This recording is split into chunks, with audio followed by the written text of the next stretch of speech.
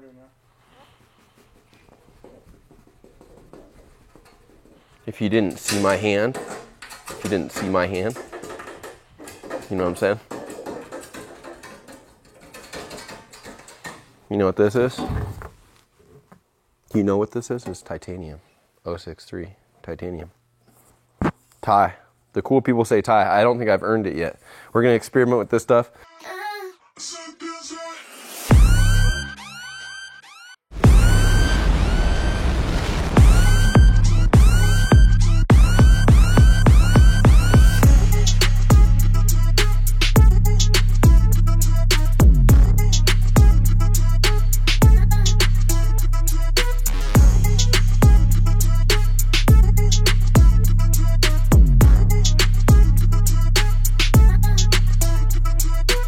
Cool, James update. I'm gonna sabotage all the gift wrap on this thing to show you what we have under here.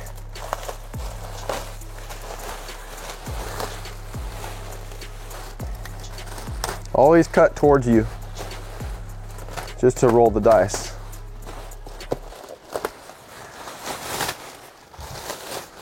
So there we go. We're up in the pallet racks here. This is a Michael Cox Racing Development, 6-liter, stroked out to LS3 spec, AFR spec heads for this thing. Painted in a cool color that looks like Amber's color. This is James's engine. That is a Colhane 4L80 with an overdrive feature. It's gonna be mated to this thing. So I just wanted to kind of show you guys what we have up here. And then what we're gonna do is we're gonna go out to the truck that's outside and talk about the next phase, because once we start digging into this thing, it's going to get really close to leaving and getting wired and coming back a running truck. This is where James's truck has been for a little bit. Obviously it's raw under there. It's fine, nothing's rusty. We're going to uncover it. We've just had a couple projects that needed to come in just to get them in and out, and then he's gonna go back in, and we've kind of been waiting on the engine and trans. Shop space is limited, so we're gonna unbox this thing. The powertrain, like we talked about, I know it's like LS3 spec, so it's a 6.2. I know it's supposed to be 500 something horsepower. I don't know like all of that, and I don't want to try to digest all that information if I don't know it correctly. So we're just going to leave it there until we get like Dylan, who built the motor, to talk about it. And then same with the trans. It's a Colhane 4L80 and it's built to spec. So it's built for his truck with his tires, with his gears, with his powertrain.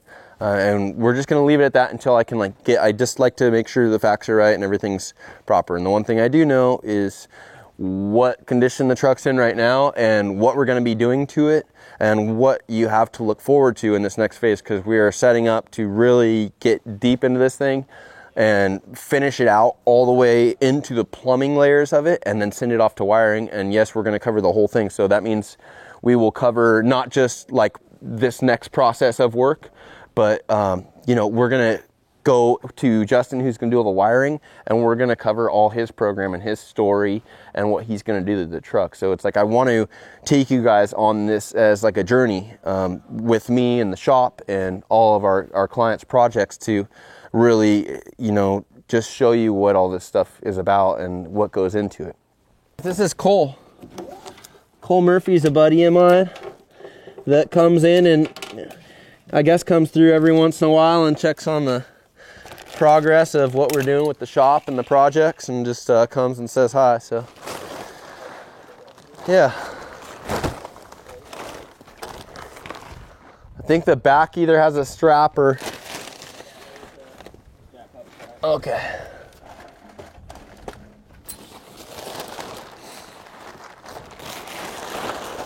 Solid.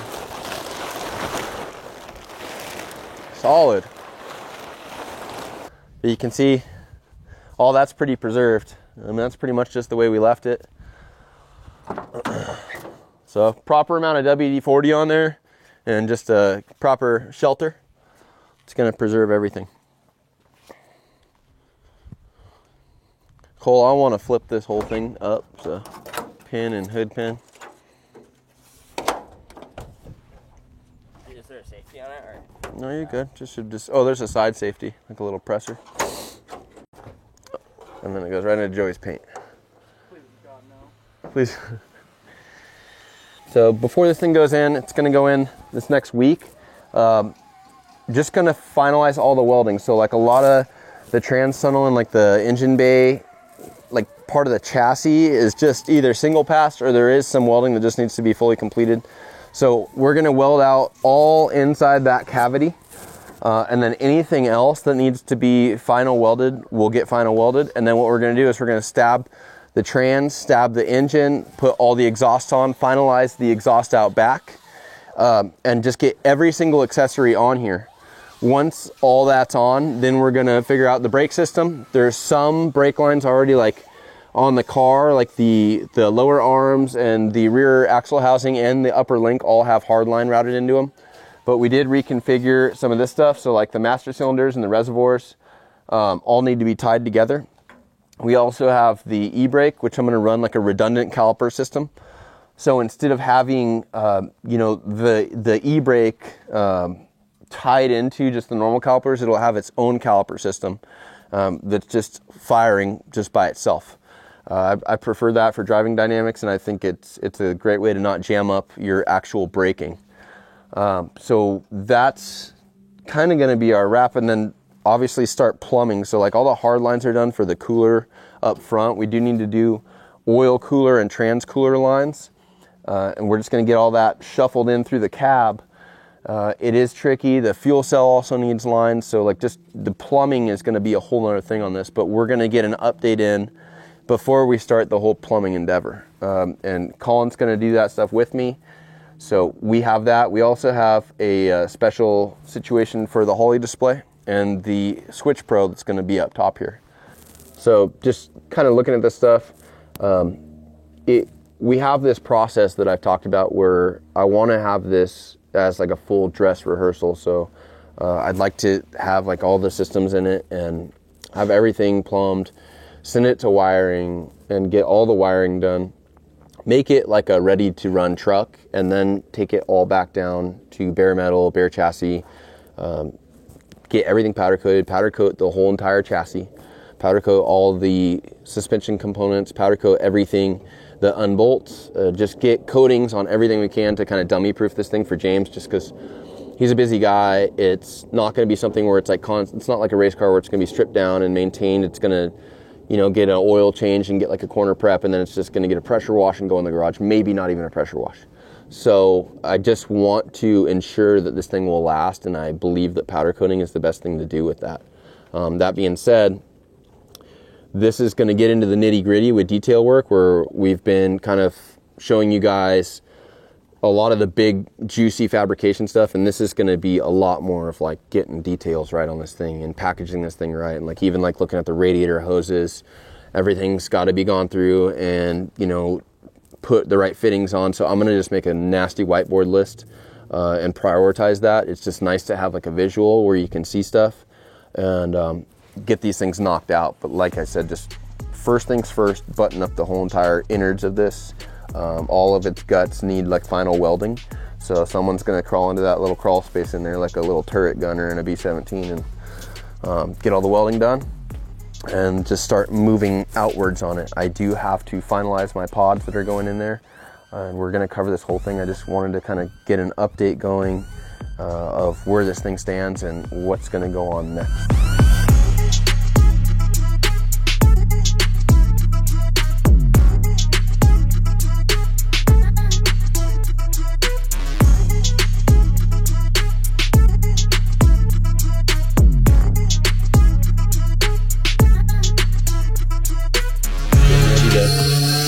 Interior portion of this, or the engine turret, if you will.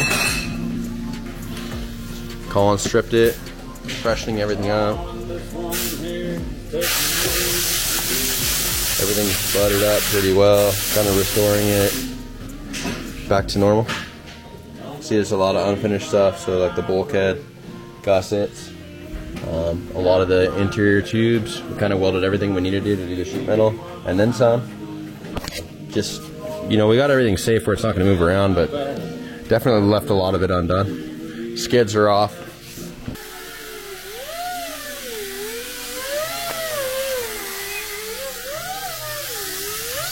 I think something to think about while you're under here is plumbing stuff. I mean, I know we talked about running the lines in the cab on the passenger side. Yeah. There's fuel lines, there's trans oil lines, there's engine oil lines. You know, obviously the brake lines. And it's just something to think. I don't know what we can get away with running inside of the trans tunnel, the actual trans tunnel. But it's just something to look at while you're under there, you know? And it might be something where there just isn't an option to do that. I just picturing a transmission in here, I see options of getting through here. Well, that area where you just moved your hands right there, that's all exhaust. Oh. Yeah. Hard. Yeah, so there's just, all I'm saying is just, you know, let your brain tinker while you're working, to think about that stuff. We also have like hard lines from the handbrake, and we have the shifter cable that's going to come in here. We have a gas pedal that needs to do something, the cable there. Yeah, and suppression system. So I think some of that stuff we can leave inside, but just if there is room, I don't like to run the lines by the exhaust in any sort, and I don't. Definitely. Especially like training lines and stuff. Yeah. Yeah. So we might just be SOL and do our cabin plan, you know, just call it that. But just brainstorm while you're working.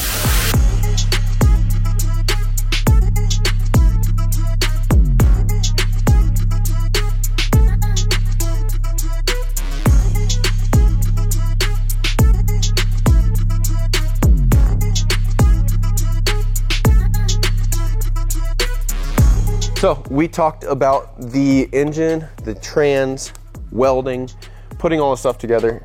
Now we're here. The engine is in its home. Intake manifold is on. Did have to take that off to get it on, or to get it in the chassis. All the welding in the engine turret area there is done. All the welding on the bottom side is done. The only thing that is like left undone is the engine mounts, the standoffs there, like your traditional 4-bolt block mounts. That stuff just needs to be finalized. We had to kind of get the, oh, how dare you. One of the things that I noticed with the Saberlights is the battery life is dog shit at best. There we go. Okay.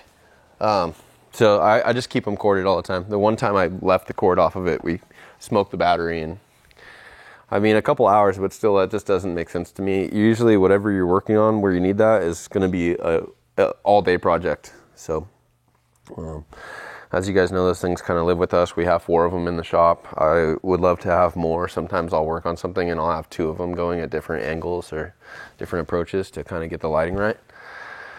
Anyways, we talked about the engine mount. So this doesn't have a mid plate. This is just a mid plate is a thing that goes behind the block of the engine, in between the trans, like a thicker piece of aluminum or whatever material you make it out of. It's a much, it's a far superior way of mounting powertrain and drivetrain. And then you have a front plate that kind of picks up on the same thing, so you're not putting stress and load on the mounts that are just bolted into the block. For this application, it's fine. It's not the end of the world. It's not going to, you know, you're not going to torque out and rip the thing and fracture the block. It's not going to happen. It's a steel block. It's all good. So anyways, the engine mounts need to be welded. Everything else under the truck, when you're doing sheet metal, like the stuff that's in James's Frontier, there's a lot of like, you know, like if you know, we're building something here and then you went to like add something here, you have runoff, you know, on this side, like excess fat. That's on the underside, because you're primarily packaging the interior portion of the sheet metal to kind of aesthetically be sound for the interior face and not the backside. So Colin's been under there, trimmed and sanded and smoothed out all of the fat that was under there, just like if you were cutting it off a steak or something, just removing it, and then final welding everything that's under the chassis. Or at least on the backside of the sheet metal. And there isn't really an under the chassis, because it's just, the floor is the floor of the chassis. There's no layers. So that's done. Some of the gusseting in the back that's by the pivots, we added some gussets for the upper link pivots that are on the chassis. They were just kind of floating, so we tied all that in. That's all final welded. Some of the accessories are on here. We're getting ready to plumb it. The exhaust is completely finalized all the way out into the X pipe. The X pipe itself is on there. We'll go look at it under there. And then the only part that needs to kind of be reworked, since the bedsides have been reworked, the exits where the bezels are for the exhaust exit out, just not optimal for the exhaust now. Like it needs a fine tune. So we didn't weld any of it yet. It's easy. We're just going to cut it and kind of readjust it, put the bedsides on, and then set it, final it, weld it. So I'm gonna go under there. We'll check this stuff out first, and then I'm gonna go into the interior.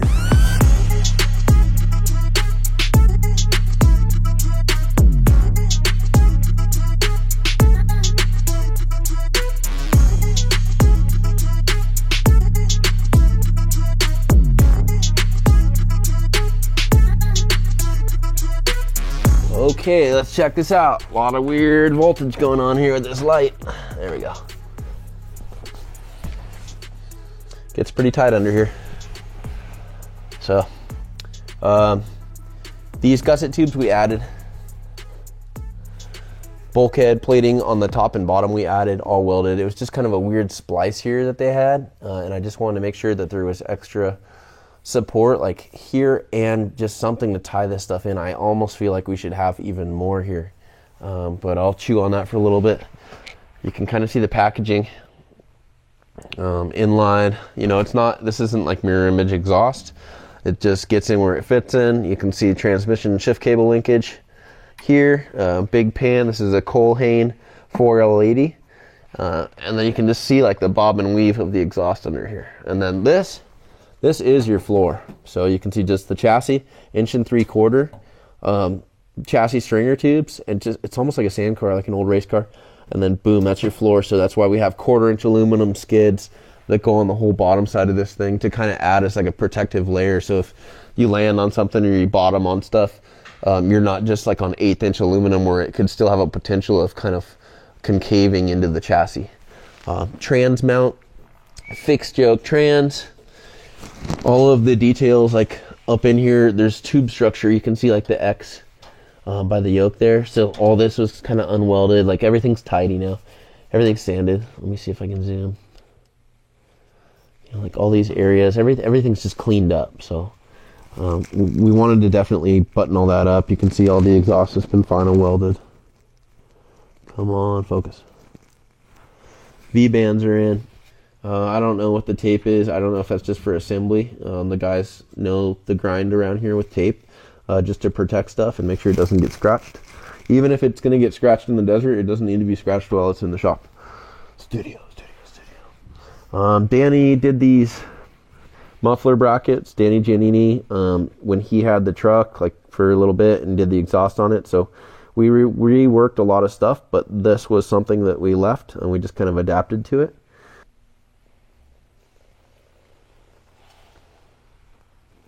All right, here's our X pipe. Big old Chingaderas.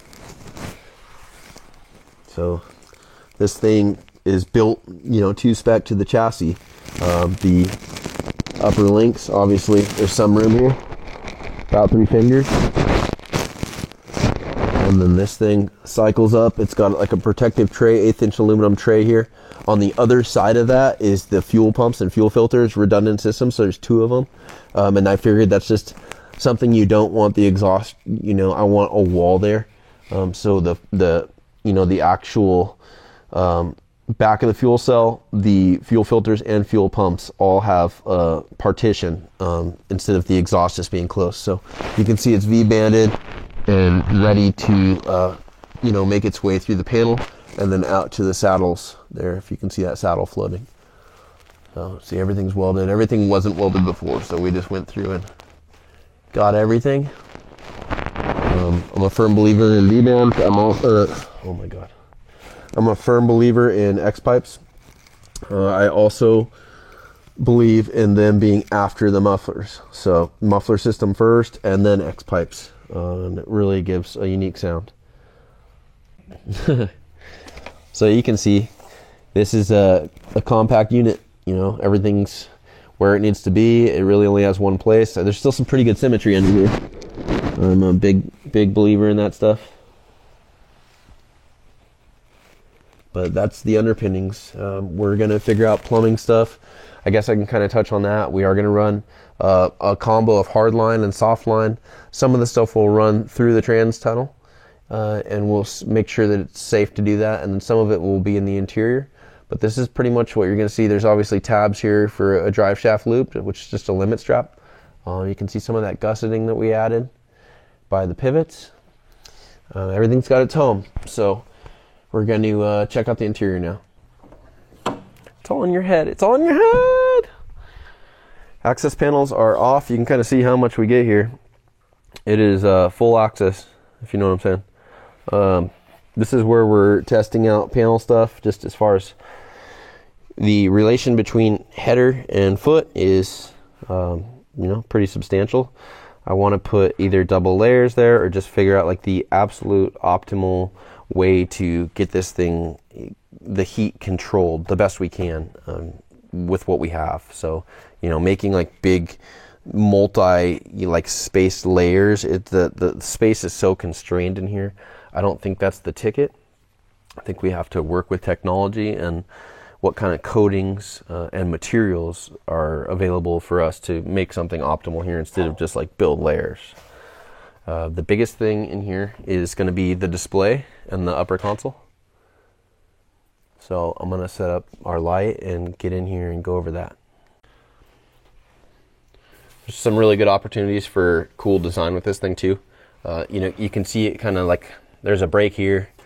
So I incorporated a shape change here. I think with Fab Diaries we'll be able to really get into this, but I really like the tube. It came from functionality, but I really like that the tube's kind of like, like recessed in there, like it's wrapping around. It's got a home there.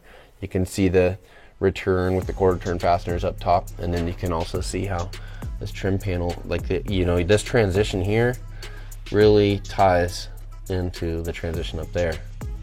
And you can see how that kind of wraps around, and then you just have a smooth hit all the way through, notched, and then it's just into your cage. So the whole thing just lends itself to pretty good shapes in here.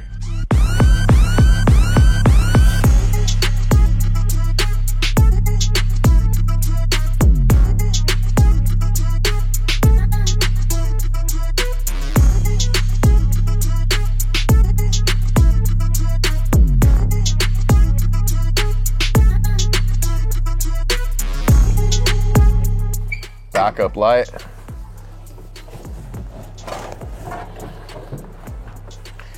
So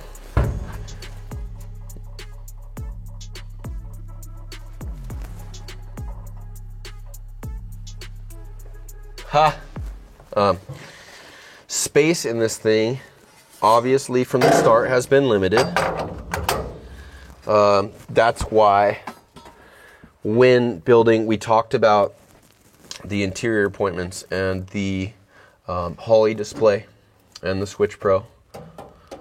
James kind of mentioned, like in one of the previous episodes that we did with Tara, having like a beep, boop, boop, boop, boop, boop. So really this thing is just, I don't want to put a dash in here. I'm trying to figure out the direction on this thing. But I think what I'm getting at is if you put like a big instrument panel structure all the way through here, it's just going to make it that much smaller and that much more claustrophobic. And on top of that, like having raw mounted controls, brakes kind of raw, the steering column, like everything is open and exposed, and it's in a way that's kind of tasteful, where it's like almost like an aviation, like an aircraft, like something vintage, like even like steampunk, some kind of weird combo there. And I think that running like a display on this side too, it's the same thing. Like it's just going to fill up. The one place that the display made sense, this is a Holley display, is in the middle here. So centralizing the controls and kind of the vitals made the most sense. And that's what I've done. Like obviously like the battery is easy. the passenger and the driver can easily control the battery switch, which is always kind of crucial. It's weird when people put it like somewhere deep where you have to like have your harnesses off to even reach it, which is dark arts to me. So, you know, all the ergonomics are like this. This is what we talked about before, like, you know, the handbrake. I've kind of used myself as reference, but like even like not binding your elbow to be able to get this thing full kill. You know, same like with this. Like this is still safe. You're not like, it's easy, you know, like it's easy. So building this thing to spec, like it's just, you get this much room. And how you use this much room is, you know, it's a real easy bed shitting situation. So keeping the space in mind with everything that we add to the interior of this thing, and I mean pretty much the exterior too, it's small. This truck is small. It's wide and it's medium long. Yeah, dude.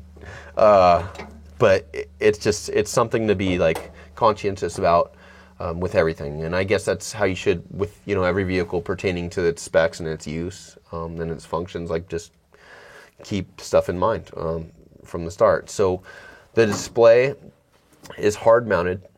It's just, I started off, and we have a Fab Diaries on this, so we're going to drop a Fab Diaries on doing this whole portion of aluminum.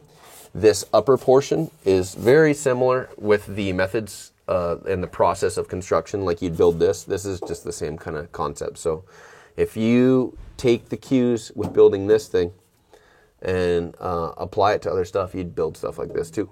So I figure you get a twofer. But back to the display.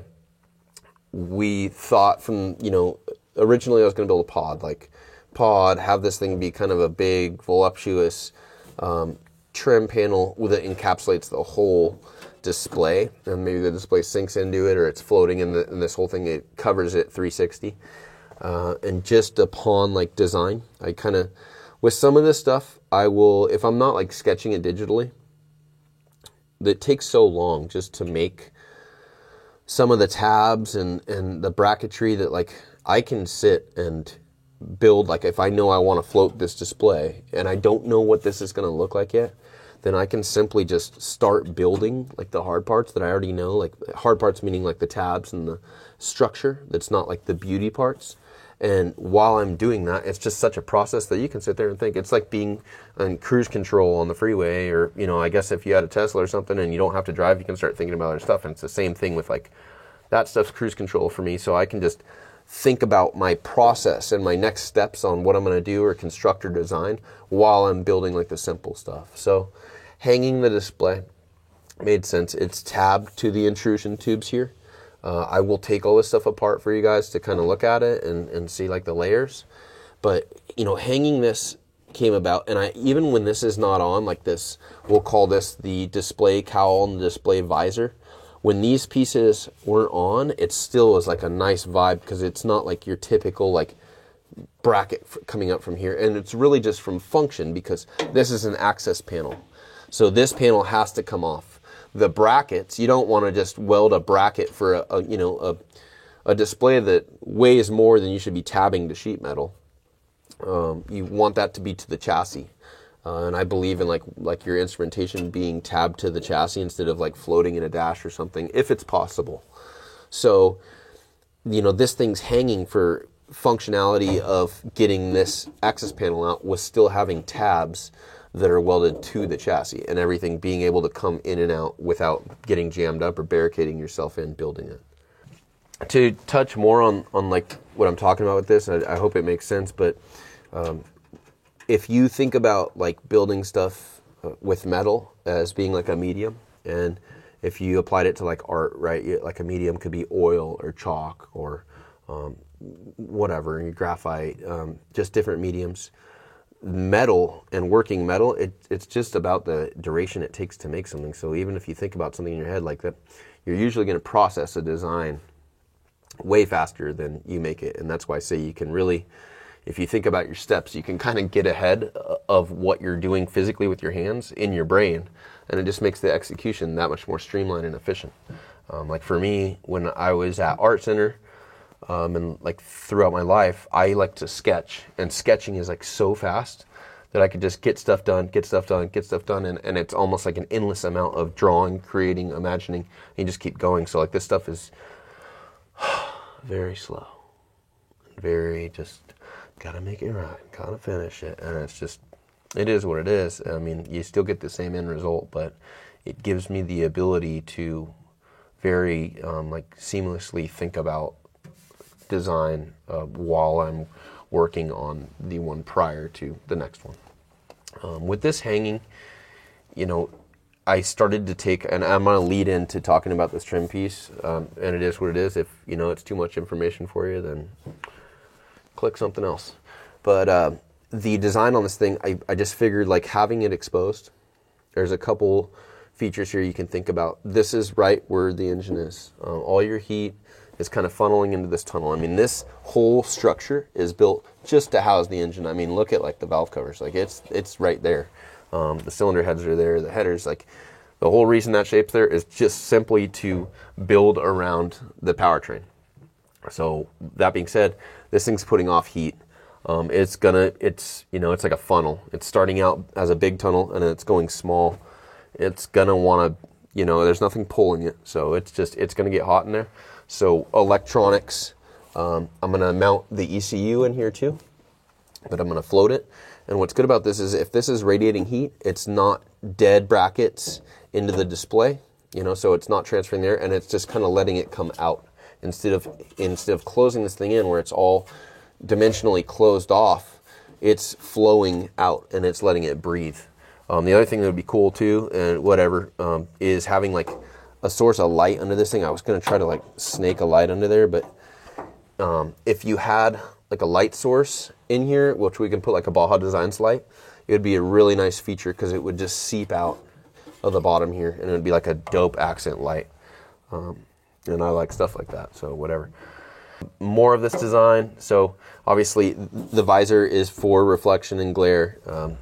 You know, the most important part of that is the sun coming in from here. If it's hitting here, it is what it is. There's nothing you can really do about that, but it's also going to hit at a weird angle. So it's not going to give you the glare like something coming in from the front would. The kind of design is just formed over the functionality of getting this thing apart. If you built around these tubes, you'd just have a weird shape. So this thing is modular. The top cowl comes off, the side comes off, two pieces. The quarter turn fasteners, 1, 2, 3 up top, they tab not only into the visor, but they also tab into the display. We'll look at that stuff, but that's just, again, a serviceability thing, and making sure you don't build something that barricades in your parts or your pieces or your service. More ergonomics of this thing, just packaging wise, like some things to think about. Visual. Every occupant can see this. I mean, as long as you can see past the seats, rear occupants can see it. Obviously, driver and passenger can see everything. Like I have a visual on everything. Also, I can touch all corners. So that's like, I've been building this. Fortunately, James is roughly the same size as I am, where I can kind of bank on like my reach, my leg length, torso height, everything, and it's very similar to James. So every time he comes in, he's like, "Oh, this feels perfect. This is good. This is really good." And I'm secure with that now. So same with the display, like, you know, I get all my corners.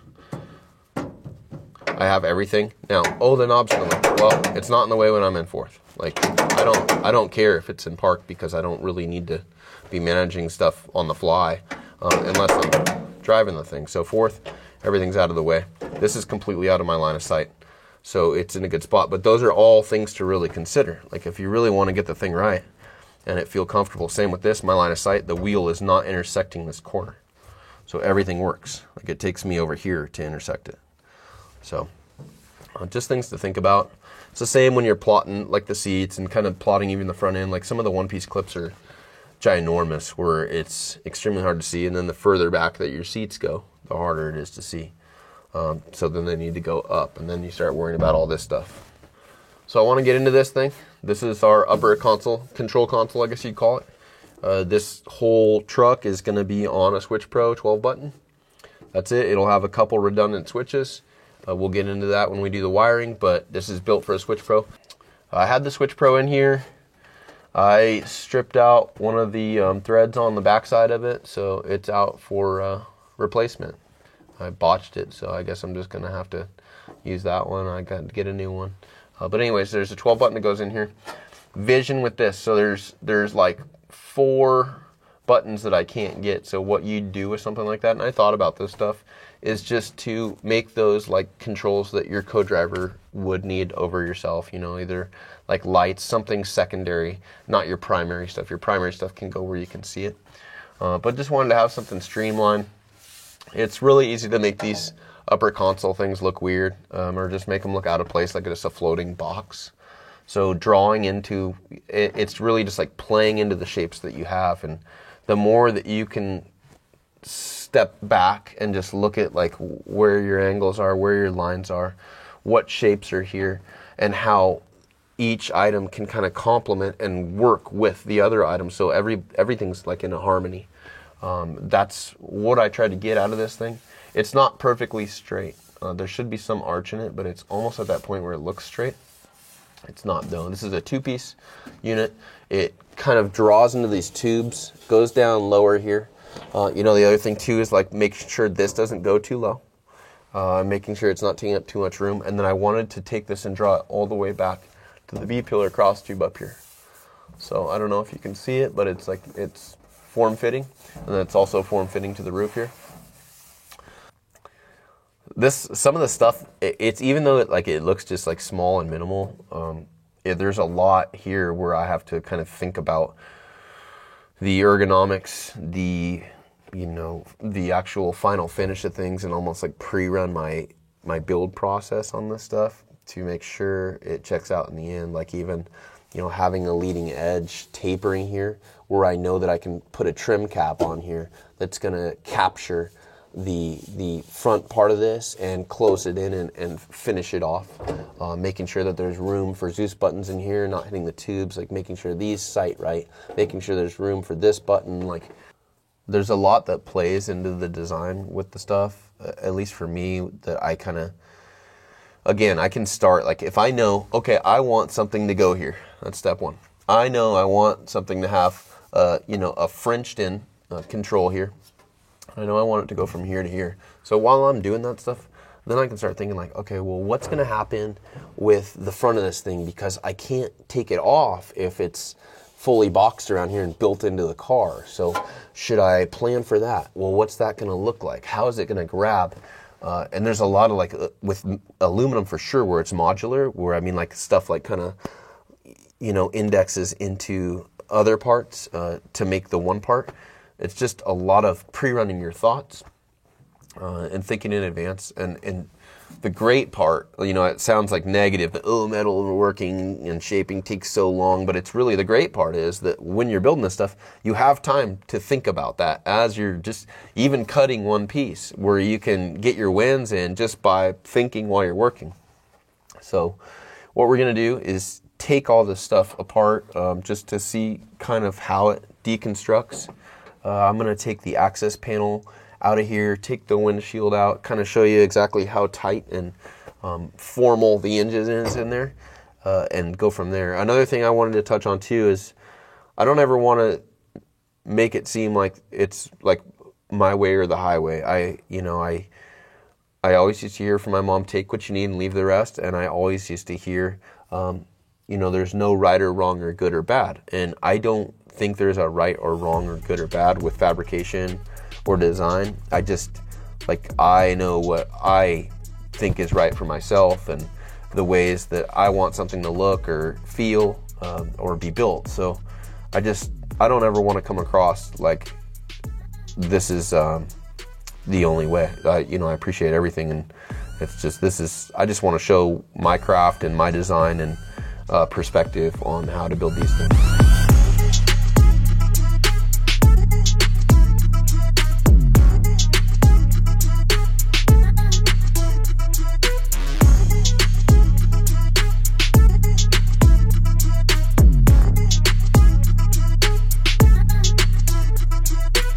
So you can see all the pods are off. The display cowl and visor is off. The upper console control, upper control console. Just little quarter 20s in here. So you can see how it's floating, and even this, before it had the quarter turn tabs on the top, still kind of a cool thing. I mean, you'd have exposed wiring. There's a bunch of real estate in here to do the Switch Pro and also the ECU. So if we can play our cards right and get the wiring in here, we're good. If not, it's going to go in that section. Still have a intercom and race radio to go over here, and then we're also going to have some kind of provision off of the tube for a tablet, just so you guys can kind of get the vibe here.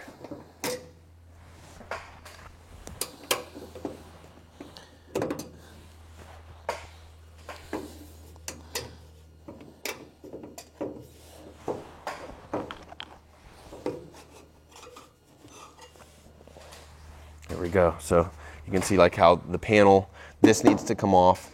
This tube comes off with tube connectors. This portion comes off. All 1, 2, 3 come out, and that's to service the engine. So not necessarily to work on the engine, but to actually remove the engine for service requires these. You can get to most stuff, especially all the accessories, all the oil, everything, with all of this stuff on. But if you're doing big stuff where you need to actually remove the powertrain, this stuff needs to come out, and that's why you're not building stuff in on top and barricading and doing all that. So everything comes out easy and turnkey.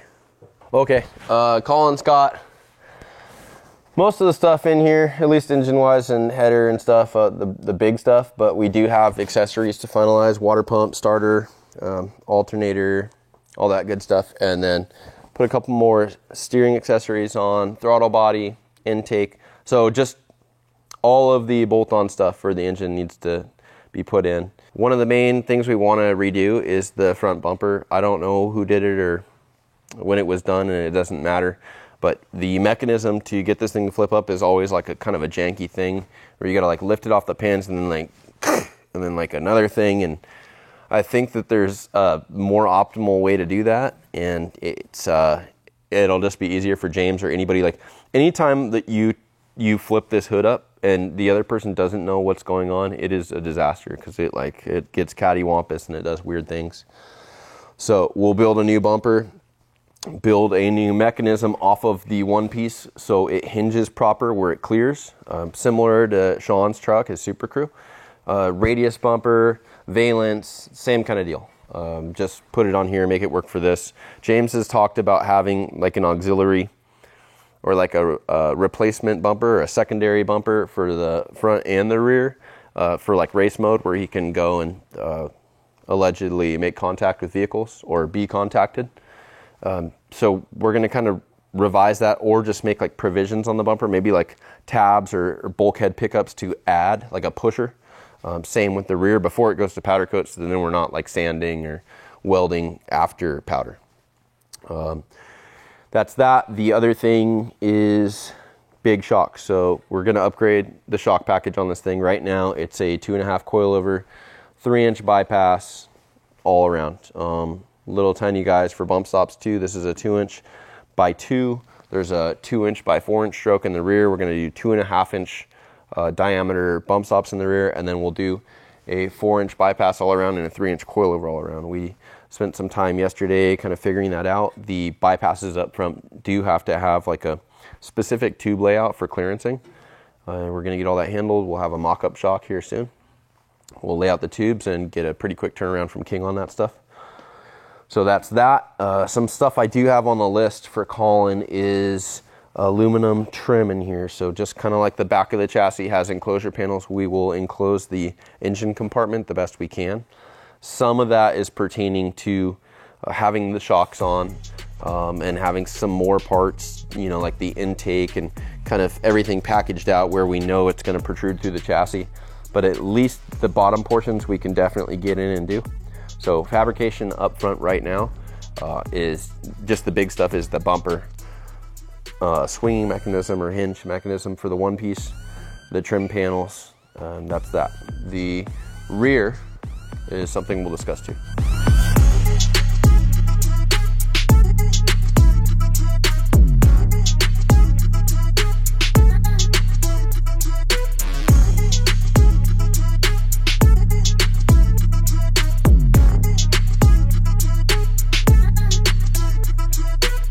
So there is some dark arts talk from James about the seat arrangement in there. He wants to be able to change from, right now it's driver, co-driver, and then 2 rear occupants. He wants to be able to configure it where he takes out 1 seat and makes it a 3-seater where there's a full-size human in the middle. Colin and I both sat in there and looked at it just with the seat kind of floating, and it is pretty spooky as far as packaging and room. So what I want to do with that is, before I even tinker with something like that, we'll have James really sign off on that. And then before this thing leaves, I'm going to get some stickers in the door sill that are like, it says like MCD1, and probably I'm going to include some specs on the front one, and then on this rear it'll be like a disclaimer like, civilian must be under this and blah blah blah, kind of as a joke, but also real. Exhaust. So we were under there. You saw the X pipe, saw this hole. Yeah. This just needs to be finalized. So put the bedside on, see what adjustments we need to make, and finalize this. I have these guys. Not that guy. This guy. So, pretty sweet notch. You know, these guys do their thing like this, saddle in, and then exit the bedside. I'm not into like the big elephant trunk things out the top. So this will be a nice move here, with like some good style, like a teardrop, nice bezel. So finalize this stuff. The last thing back here for now is going to be the winch. We are running super winch stuff on a couple vehicles. James is one of them. So we left these, like Colin built these standoffs here. The other side, it's mirror image of the passenger side. The passenger side is just tabbed for the jack. So we left this for like provisions for either storage or something else. And it just so happens that we're going to put a 10,500 pound winch on here. So packaging wise, I've already got one going on one of the other trucks. So dimensionally, it feels like it'll fit here. I do need to like size it up, but I think we'll be able to make something here where it's on some kind of a quick disconnect, not a bolt and a nut, but just something secure, military quick disconnect pins, some kind of shear strength because of the weight of the thing. Take it off of here and then have a provision somewhere in the back to hook the thing up when you need it and use it and then put it back. That, you know, there's a couple red flags or at least gray areas there of like wiring, or what you do with like the harness or any of that stuff and having extra lead. But there's definitely, it's not a problem, and there's definitely a solution for it. So it's not a huge issue. It's just something that we need to knock off the list. Also with the seat configuration change up, the Safecraft suppression system bottle that's in the middle of the driver and the passenger, and kind of in the middle of the truck really, is almost like a nice accent piece, but it's also a really good place for the packaging. If we are going to do away or make the seats interchangeable, the suppression system is hardlined. So instead of, you know, you can't just take the bottle and be like, oh, I'm going to put it over here. Like, it's got to find a new home and it's got to stay there. Same with the air system for the front occupants. So just a couple things to think about. I want to go over the wheels and tires on this thing and a couple other things to look forward to, and we'll close this thing out. All right. So things are turning. We are working with the powder coat company. I will disclose more of that later, but I have been starting to build a relationship with a really badass powder coat company. The wheels and the beadlock rings for the wheels are the first item that we're doing. These are 6 on 6.5 trophy truck lug pattern 103s, and they are all gloss black. They were beautifully machined and now they're gloss black. Sorry, not sorry. So I just want to check them out. There is 6 of these total. They're all over there, but we only need to show one. The finish on this stuff, like, I've obviously got a lot of stuff powder coated before, and sometimes you'll see like almost like an orange peel or overspray or not enough coating, and these are like cherry. They're They're a perfect finish and they know their shit. So they're, you know, they don't powder coat the actual seal for the ring. But they're a pretty nice item.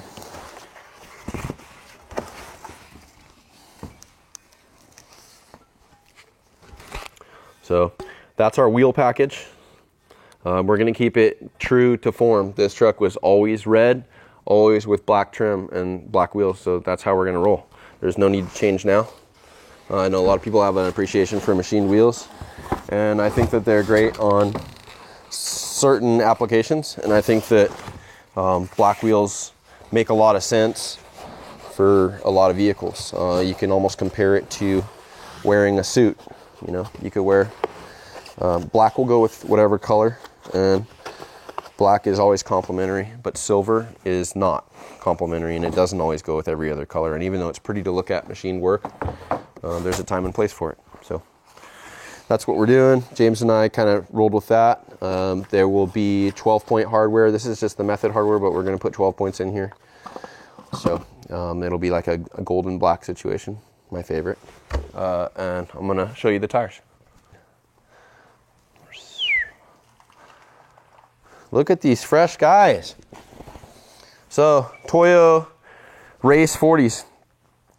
These are like, we've been trying to acquire these things. Toyo's been working with us on stuff, but getting like the 40 race tire has been like a challenge, especially because we're not like a big ass team, and the big teams are priority number one with these.